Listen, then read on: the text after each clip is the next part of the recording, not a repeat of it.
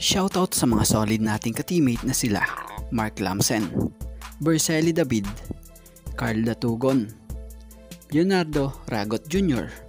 and Ronald Berbosidad. Pangbantay na bigman ng Hinebra sa mga naglalakihang import, kasado na at balita pa'y araw-araw itong nagpapalakas pa.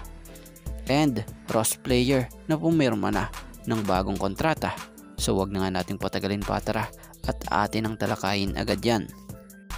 Ito ngang 5'10" guard na si Andre Karakot ay pumirma na nga muli para sa Rain and Shine ng panibagong new 2-year contract. So na-secure na nga po ng Ross ang kanilang ika nga future guard na napakahusay na backcourt player. Di na tayo nagtataka kung bakit nabigyan ng bagong kontrata siya, dahil napatunayan niya at nakuha niya ang loob ng Ross management.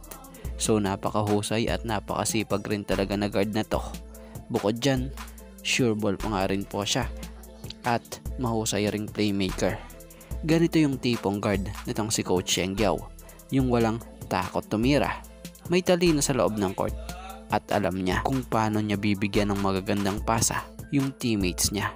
Nag-average nga to per game ngayon sa PBA ng 11.45 points per game, 2.27 rebounds per game, and 3.91 assists per game.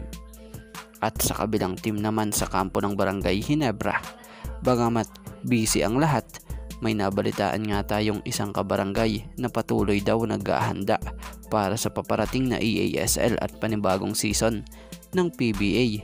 Ito nga'y si Christian Stan Hardinger. Araw-araw po itong nagpapalakas ng katawan upang paghandaan ang mga nasabing mga ligang paparating, kung saan naglalakihang mga import na naman nga ang kanyang mga makakabangga. So wag nga natin po pala nating kalimutan, isa ito sa top contender sa season MVP ng PBA, kung saan si Scottie Thompson nga po ang pinakamatindi niyang kalaban para sa nabasabing prestigious award. So yan nga lang po. So ito nga lang po muna mga ka-teammate ang ating sports pasada, and thank you for watching guys, and God bless everyone.